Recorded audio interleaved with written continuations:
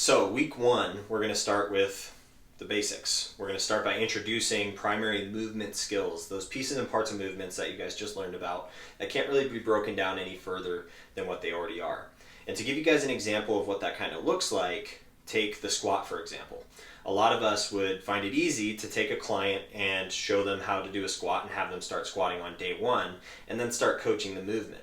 But what we found with children is that it's extremely difficult to get them to do a proper squat, especially on just day one, with all of these movement gaps that they have nowadays. So movement skills become extremely important. The ones that we're focusing on specifically in week one are the ones that have the broadest impact that we found. So we're focusing on what we call muscles on, and that really just translates to muscle engagement.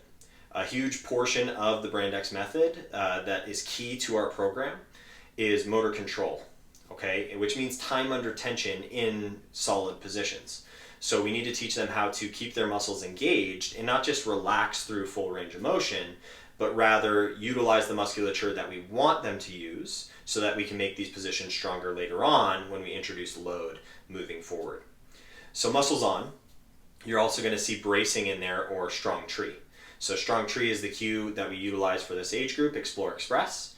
It teaches them how to keep their body upright, stacked, and then we teach them how to take what we call belly breaths from there. So that they understand a very basic version of a bracing strategy.